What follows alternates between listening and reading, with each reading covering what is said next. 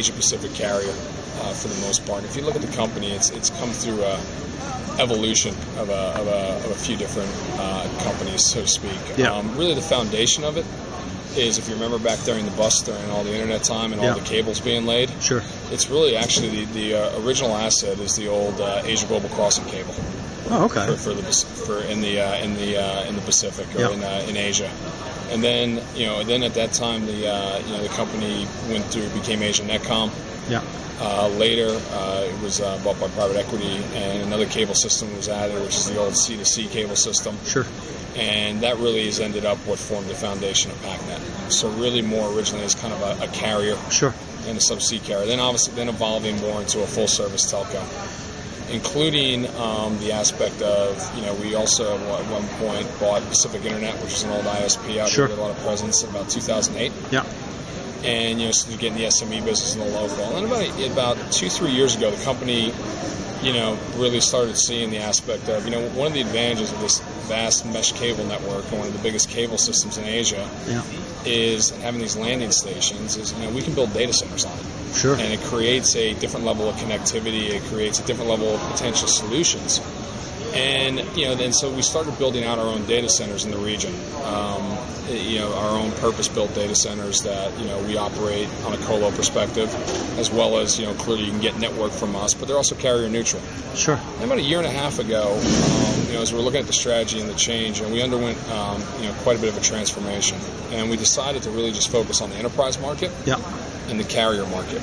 So we've really, gotten out of the consumer and SME market in all the areas that we work. Sure. And from there, it really was now, how do we actually bring these assets together and really, make them function as one? How do we tap into this explosion in cloud in Asia? Yeah. And then one of the other interesting angles with it is part of through our heritage and history is we're the only Sino-foreign EJV that has telecom and data center licenses to operate in China. So we actually have licenses to operate, to have an IPVPN license in 23 provinces. We have 5 IDC or data center licenses. Sure. So we've actually just finished a facility in Chongqing, in western China. It's a 2,000 rack facility. Just got licensed a few weeks ago by the MIIT. Yeah. We'll be open, finishing the data center build. In about another month, we'll be opening a 1,500 rack facility in Singapore. Yeah. So really tying out that infrastructure. And then one of the things that we started doing on the subsea network over the last year was upgrading it to the new 100G technology. Sure. And what that's actually done, besides just getting kind of the old school telecom, hey, I got more capacity, great, and is that's all optical. Yeah. And we realized that it was all being built with kind of an SDN enablement. Sure. And we started just looking at, where SDN was going, how it was being used, and started, kicking the tires on some different technologies, some different software, some different vendors. Probably about, April, May of last year, we really kind of, we realized, hey, you know what? The pieces of the puzzle are really there where we can actually bring SDN technology into the network. So, and the fact that we actually own the infrastructure, both from the subsea cable into the data center, really gives us a unique value proposition that we can design the technology all the way through. So it gave us that ability, we thought, to deploy a network as a service base into the network. Yeah. And so that's really what we then started focusing on the last 6 months. And that's really what's about the new platform we launched, which is the PacNet-enabled network. So really, it's now a fully provisioned EIPL network. Yeah. Phase 1's point-to-point, but in our next phase, it'll definitely be any-to-any. The goal is to build within the layers. But for the first time now, you can actually provision enterprise-class private connectivity, really, anywhere throughout Asia. Right.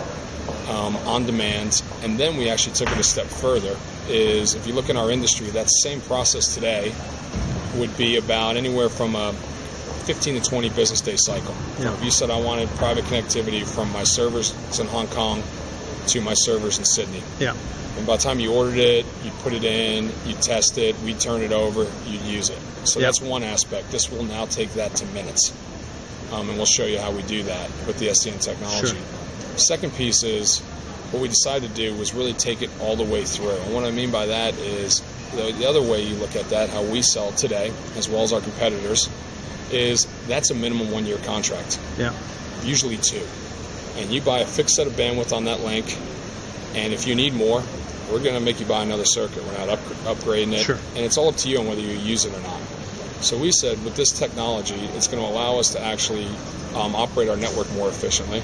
It's going to put the onus back on us to operate the network more efficiently, which is good. We're the experts on it. We should. Sure. So we decided with this, and that's why we call it PACnet-enabled network, that we're turning really the network over to our customers, including on the commercials. So what I mean by that is they'll now be able to provision that circuit for an hour if they want, and actually pay for what they use. And if a half hour into the job that they're running, they only provision the 100 megabits per second, they realize to get it done that they need more throughput, they can actually go in through a GUI or through an API and take that to 300 or 500, finish that job, shut that circuit off, and just pay for what they use.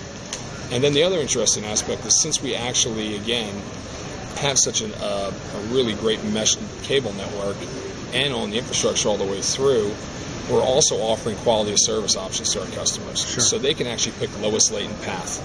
They can pick a standard path. And then obviously the fees will change with that. So again, it really, is turning that whole network over to customers. And then one of the reasons why we're doing this at the OpenStack conference is you're really starting to see this idea of federated cloud, whether it's, OpenStack clouds talking to OpenStack clouds, or it's enterprises wanting to use their private cloud and burst into public clouds, or even enterprises with their private clouds wanting to talk to, maybe it's their vendor or partner or customer's clouds. And so that's why we really, looked at building this on an OpenFlow platform, so keeping it open source, creating plugins that will be open to the marketplace, so people that are running OpenStack clouds will be able to actually very easily plug into this network and offer this network to customers. And we'll be looking at extend that across as many platforms as possible, because we think this could also really be kind of the glue, particularly with the complexities of networking in Asia, due to obviously just the sheer size, the fact that you are with different networks and peering, the fact that you do have some different data sovereignty issues out here in Asia. This really can almost become the glue that really, that allows this idea of federated clouds happening in Asia, not just from the connectivity, but from the commercial and operational aspect. By giving those same cloud attributes of burst, scalability, pay-as-you-go in the network that customers already are enjoying today in their actual infrastructure environment, and they're expanding into other data centers of ours around Asia. So the example we're going to go through is a customer who's in Singapore, and they're migrating, or they're adding new facilities in Tokyo. And they need to get connectivity between Singapore and Tokyo on some sort of private network. And when we're saying private network, is this MPLS, I'm assuming, or something else? This is pure layer 2 Ethernet between the, so we would call it EIPL, Ethernet International Private Line. So this is a pure layer 2 network that we're going to do between them. So a customer would come into our portal, and they would kind of see this screen initially when they come into it, and it has all of their data centers. So on the left-hand side, we see inventory that they have available, data centers that they have PEN-enabled access in. So we would drag over a data center, a customer would drag over a data center. And when we designed this, the idea was network engineers are used to Visio, and we like to draw diagrams and draw lines. So we were trying to replicate that kind of model to make it something familiar to the network engineer. And then we connect, and then we would connect the two data centers together. But then within a data center, we now can go in and configure the actual flows inside that data center. So then when we jump into that flow, we see the actual endpoints, and in this case, they're individual servers, but they could be switching fabric. We could tie individual networks together. And again, we would bring these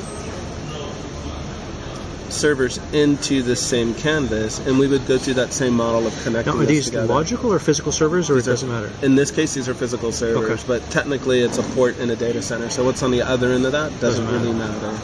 We're connecting layer 2. And then we do the same model. We bring these two things together. And then we get into where we're actually configuring this. Now, this is where we're introducing the kind of the new concepts, because historically you've always bought bandwidth by 12-month contracts, and you had very little flexibility to do things.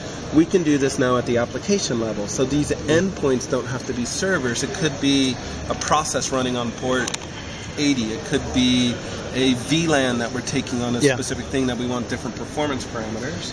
So customer would give it a name.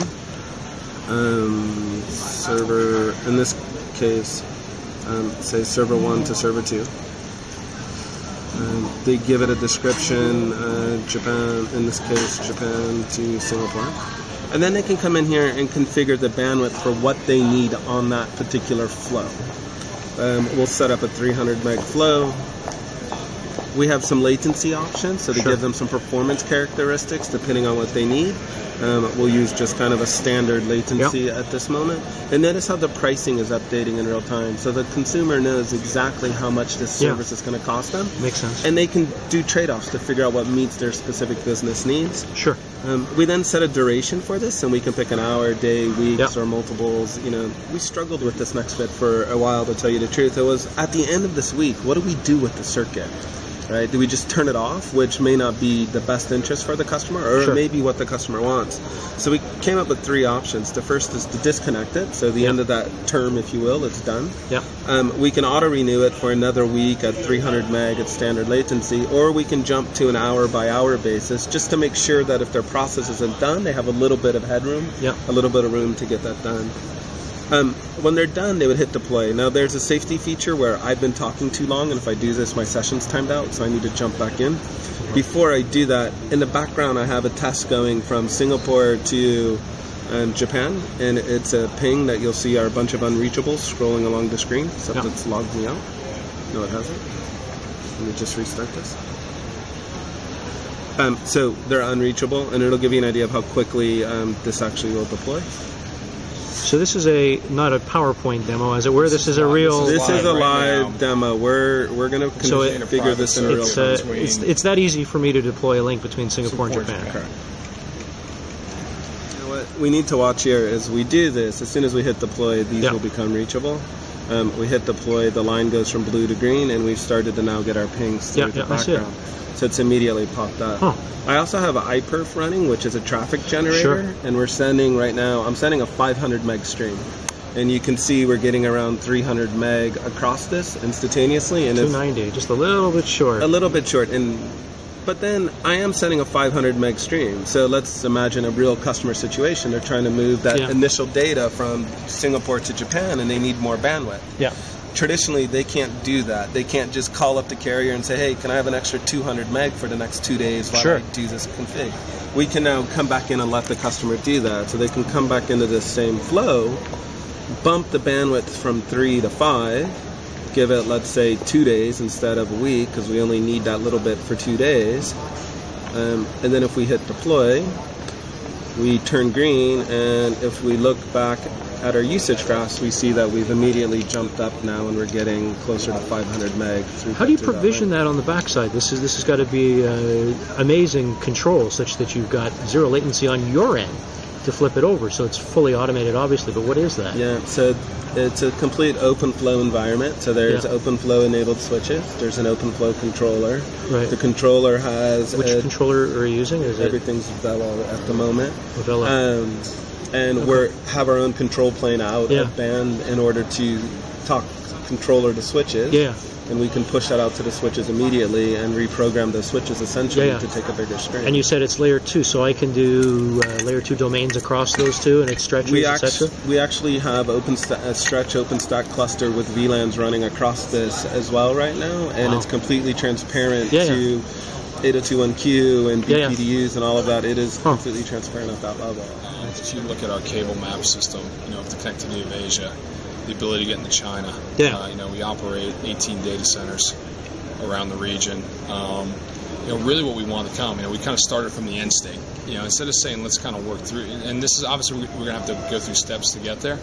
But the end state we worked on, the end goal, so as we make all our design decisions, is we want this to basically end up being a virtual Asia Pacific data center for our customers. That they can kind of take whatever workloads they have, whatever partners they have, and just move that all around Asia. And that's that was always the kind of design, the end goal design principle. And that, we're working through as the technology and deploying it through.